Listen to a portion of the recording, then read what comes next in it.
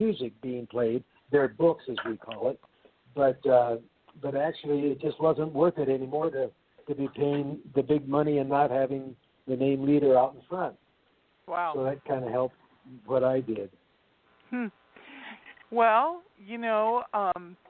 I've never asked you this story. How did you meet Tera, and how did you bring her into the Disney family? Well, that's interesting. I was hiring. Yeah, I can tell parts of that. No, I was hiring the entertainment at Downtown Disney as part of my gig, and so a couple of the supervisors of the entire Downtown Disney said, "Stan, you have to go over to Island Charters and see this girl that works in there." And at the time I was dating somebody, and I thought, you know what, I don't need this, so I didn't do it. I blew it off. Every time I would see them, they'd say, "Stan, you got to go to Island Charters and see this girl." So finally I went, okay, to get him off my case, I went over there, walked in the door, and all of a sudden, bang, there's Tera. She'd been, I didn't know, but she was Miss International Redhead and all these other beauty awards. But I went, wait a minute, what's she doing here?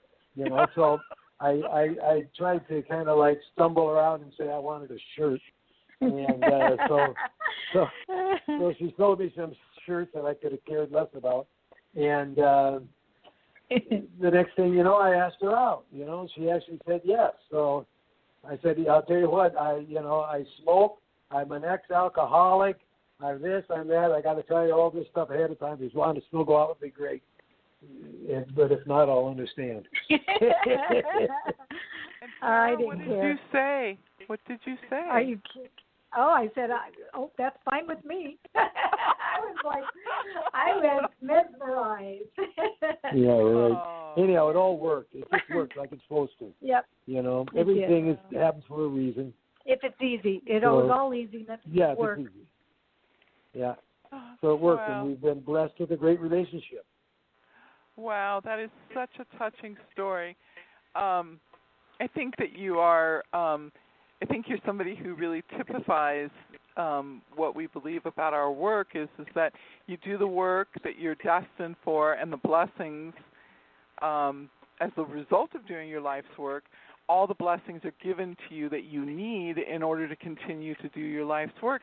And through prayer and through living a life that is really about supporting other people, you really have created a world for you, your sons, your grandchildren, for your wife, for your friends, for your charities. I mean, you really have created this life. Well, yeah, I guess we kind of have. It's kind of what you make of it, and the thing is, we only go around once. I'm kind of like, I like Ram Dass when he says, we're all just walking each other home. So I always try and live my life that way, by making other people happy, showcasing other people.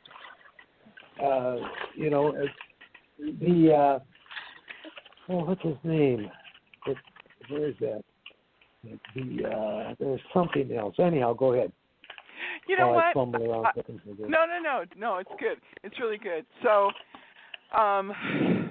you mentioned the fact a couple of different times that you're in the process of recovery. But when I listen to that part of your story, it's been so many decades that you've committed your life to assisting other people in their journey of recovery. Talk about that a little bit. You really have been a person who's been upfront, honest, and direct about that part of your story. No covers, nothing. You've just been out there. I am not the anonymous part of Alcoholics Anonymous. Because I kind of feel that everybody should hear my story out in front, and maybe by hearing my story, they will. Are you there, Stan? You sort of cut out a little bit. I'm here. Can you hear me? Okay. Yeah, it's sort of faint. I need you to kind of adjust your mouthpiece. Oh, okay. Good. Is that better? Good. Yeah, much. Thank you. Okay, how about now? Perfect. You guys Absolutely okay? perfect. Yeah, thank you very much. We don't have as much control over the sound as I wish we did, but we're doing it. Yeah, it's a great story. It's a great support system. Somebody's, I might turn somebody off. They're making a lot of noise. I'm not sure who it is. Is that you, Rick? No, that's me with my paper. Oh! Sorry. Oh, my God. Well, no wonder. I was turning everybody off, but I couldn't figure out who it was. No, It was that's me with this paper. Yeah. I'm trying to roll my own as we talk. Oh, my God. Tara, tell us one of your favorite stories about Stan, preferably in the early days of dating him, please. Uh-oh. Sounds like a funny. When I first met Stan, when he first came to the store and introduced himself to me, but he hadn't asked me out, and I was like, darn, he keeps looking at me, he keeps smiling at me, he tells me how beautiful I am, but why hasn't he asked me out? You know, what's going on here? So I got off work. I knew Stan was only worked Monday through Fridays. Then this was a Saturday. But I went outside the store, and there was a planter there, and I sat down, and I knew that he would come walking by. And sure enough, I sat there for maybe 5-10 minutes, and here comes Stan walking up downtown Disney. And, I pop up like, oh, look, I just happened to be here. And he came over, and we started talking, and that was actually when he asked me out, and we've been together ever since. Oh, that is a lovely story. I love it. I really love it. Then when we went to get married, now this was great because having access to all the Disney artists, all the Disney everything, we had a lot of Disney planners working with us on our wedding. To the point where several of the girls came up to me and said, at work we call Stan Bridezilla. Oh, that is so good. Tell us about your Disney wedding. Tell us about that, please. Oh, it was wonderful. We got married at a place called the Brothers of St. Patrick. It's in Huntington Beach, right off of Bolsa. And it's a monastery for retired priests. And so we had rented out not the inside, but the outside area that looks like this giant park. It's just beautiful and had 2 stages. So Ralph Brennan's, the restaurant in downtown Disney, they catered it for us. And then Stan had 2 or 3 bands that played, and we had, I think, 400 or 500 people that showed up. And it was just wonderful. It was also one of the hottest days of. Tara, are you there, sweetheart? There you go. I'm here. You dropped off for a second. One of the hottest. Well, yeah, I can hear you now. One of the hottest days of the year. Was it 102? Yeah, it was 107. 107. Oh! It was 107, and they have these bathrooms that backed up, but it was so hot nobody had to go to the bathroom. Everybody just sweated it out. Yeah, really. It was funny. It was great. It was a great day. Oh, that is a lovely story. You did an event there later, Stan, and you brought me in, and I went to that location. What a beautiful, you would never know it was there. It's almost hidden. Yeah. Yeah, and then exactly. I can also tell you how he proposed to me. Oh, yes. So we're over at Josh and Nicole's house, and he takes this call, and he goes, I've got to go look at a car tonight, because he buys and sells old Corvettes. So I said, okay, let's go look at it. So we leave, and he said, I want you to drive. Okay, so I get in the car. We leave Long Beach, and we're over by the Brea Mall. He's saying, go here, and he's got somebody on the phone that's supposed to be giving him directions to look at this car. So I'm just past the mall on State College, and all of a sudden there's a cop behind me, and I'm going, Stan, there's this cop, and he says, keep going. And he said, you're not doing anything wrong, right? And no. So he's like, oh, just keep driving.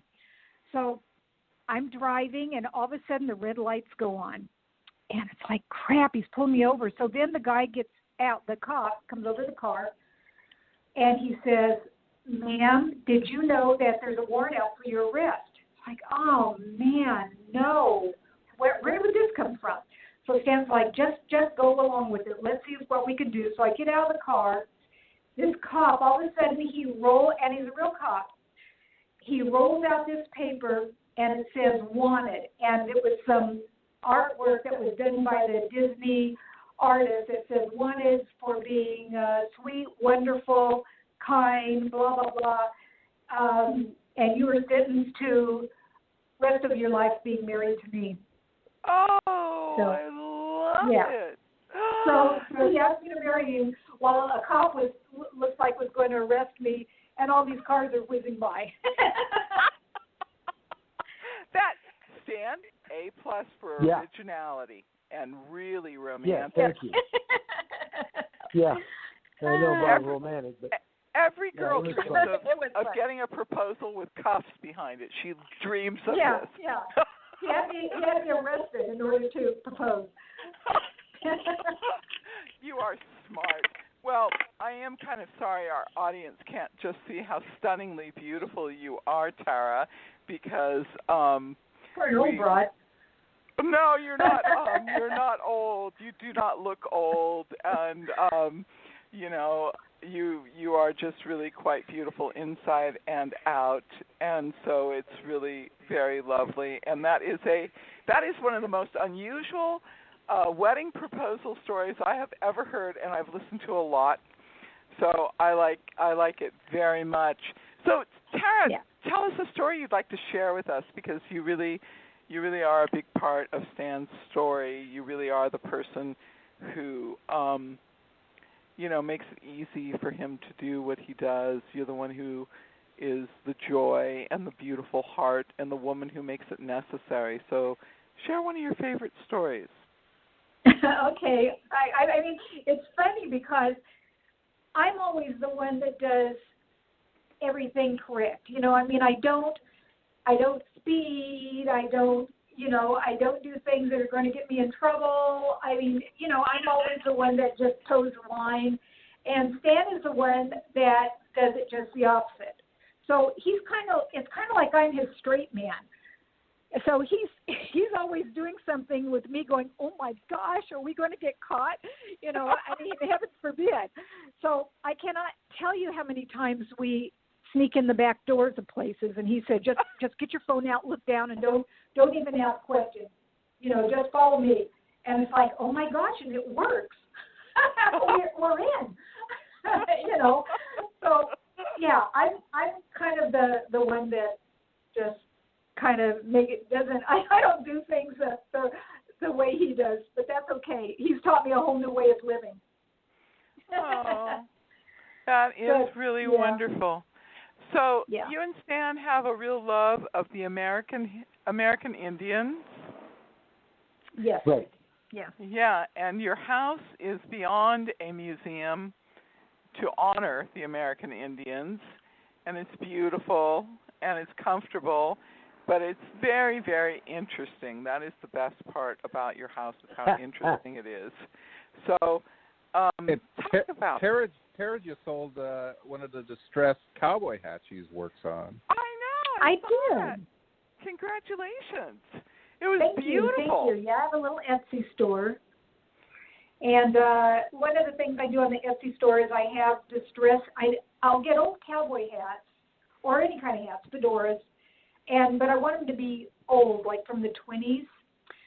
And then I'll either pull out the lining and put new lining in, clean them, and then once that is done, so they're wearable, then I'll take them and really distress them out so they look really old and funky. And, that kind of started with Stan. He has a real love for hats. I bet you Stan has 400 hats. Wow. So yeah, I do. I have 400 hats, and I don't wear any of them. I hate to wear hats, but I've got them all over the house. Okay. Stan, this is your producer. Stan, this is your producer, and I still have your lovely guests on. So, Mr. Wolfe and Mr. Kimmel, if you'd like to get in touch with them, or if they're willing